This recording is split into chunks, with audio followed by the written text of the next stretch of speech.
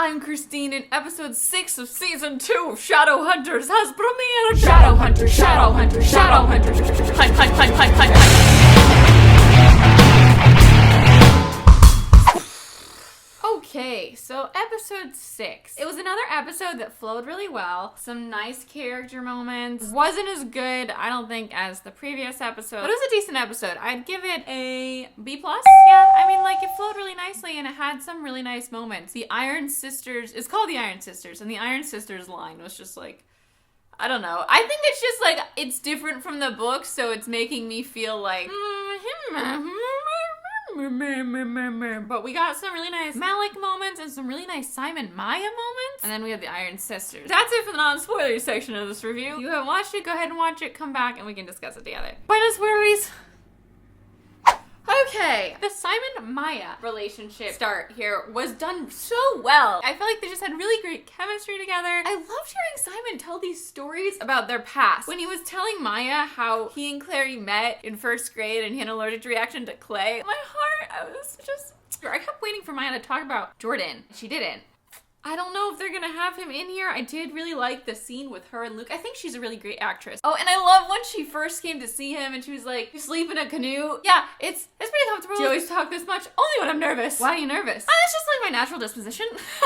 Like, that was such a Simon Maya conversation. But my favorite moment, I think, of the episode, because it brought tears to my eyes, was when Simon had to stop Luke from attacking that tent of people. Now, I'm not sure how I feel about this whole Luke can't control his emotions and keeps morphing into a werewolf and maybe attacking people, because I feel like even if he couldn't control his shift, I mean, they have control when they're shifted. I don't know. Suspending that disbelief, I love the Simon story about them here in a campfire and how he taught him to shave, how Clary had her haircut and she thought she looked like a boy, and he told her that she was beautiful no matter what. It was so sweet, and it was delivered so well. And then the other line we have running through this is Malik going on a date together, and it was really cute. You really felt like those first date vibes going back and forth. I love when they were playing pool. I love when he bought him a drink and he's like, "Oh, I don't really ever drink, but I'm happy with anything," and he tries it. And Magnus is like, "You ate it."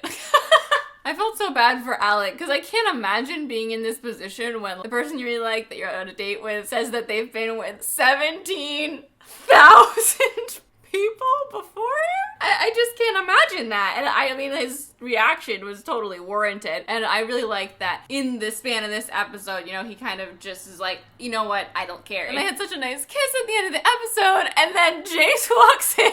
"Sorry to ruin the mood, but like, do you have a spare room?" And like, Jace coming into Magnus's got me really excited, because that is a storyline in City of Ashes. Jace is crashing at Magnus's, and Jace is just so annoying in the background, and was so much fun. But back to that 17,000 moment. I was just like, "Oh, Alec, you don't want to know." I was surprised that Magnus even told him that, because I feel like in the book that's something he withholds because he's really insecure about telling Alec, who doesn't have any exes yet. So when he says like 17, and Alec is like, "Oh, 7, that's, you know," and I'm like, "Yeah, I'm surprised."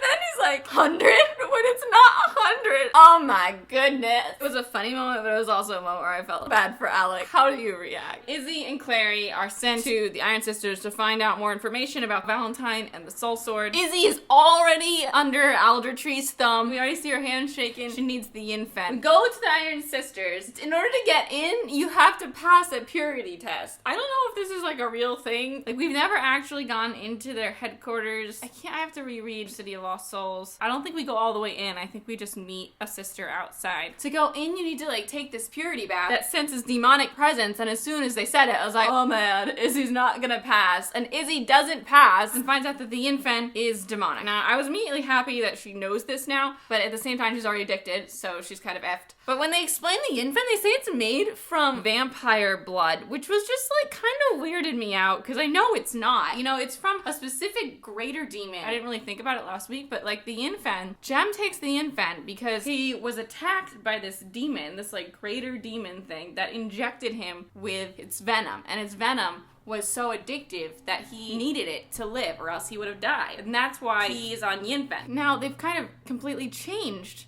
Yin-Fen in making it vampire blood, like, it seems so much less potent when you talk about it like that. I was like, oh, vampire blood. Because vampire blood is used with humans just to make them kind of your slaves, right? Camille sires servants by feeding them her blood. I don't know how I feel about it. I mean, I still really like this, like, drug addict storyline that's happening, but the fact that they took the infant, which is such an important, potent thing from the other series, and changed it in, I don't know how I feel. I don't really like that. Why couldn't you just say it was like demon powder? You know, like that powder is made from demon blood. I don't know why that bothered me so much, but it did. It just was like, oh, it kind of taints the connection, taints like the importance of it. Anyway, moving on from that, Clary goes in with Luke's sister. She starts talking about the soul sword, which is the mortal sword, and how it's kind of like a fail-safe genocide tool to eliminate anyone with demon blood at all, which is horrifying. I mean, like, that's not what the mortal sword does. They just very much simplified the idea that Valentine wants to eliminate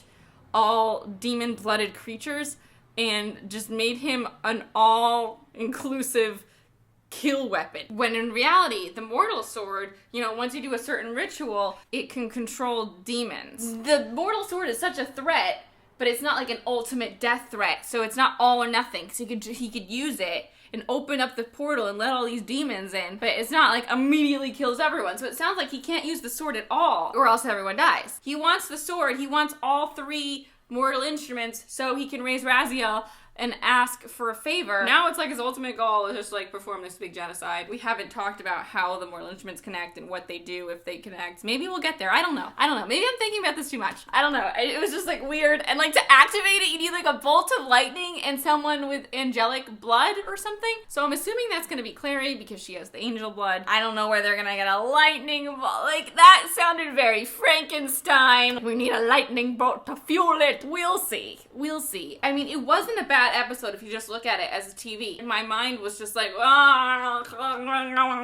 I was listening to it. I really like that Izzy didn't turn on Clary, even though she's addicted to the infant. I don't know if she eventually will, because maybe he'll withhold it until he feels that she's telling the truth. We'll see where that goes. Oh, and then we end the episode. Luke's sister is a part of the circle. Like, she's a loyal servant of Valentine, and she was just, like, waiting for the right time to go serve him. That's what it looked like. I was scared for a second that she was gonna be like, Sebastian! Thank God it wasn't that! I don't know why she felt the need to, like, zing her circle. Was she, like, sending a message? Is it like the dark mark? I don't know. But I also don't know why she felt the need to, like, kill that woman. Why couldn't she just leave? That woman didn't look like she was gonna stop her with force. She just killed her to be like, oh man, is she a bad guy? I don't know. We have another scene with Jason Aldertree, where Aldertree's like, I have eyes everywhere. Why are you and Clary studying the Grey Book? And it's like, why do you have to ask that question? We all know Clary's untrained. You said it yourself. There's a perfectly good explanation. She's studying because she doesn't know anything about being a shadow hunter. Like, that was such a stupid thing to be suspicious about. You said it yourself. She's untrained. I don't get it. It just seems like something that they wouldn't get in trouble for. Like, that's something that they could just easily bypass being suspicious about, but he just was suspicious about it because...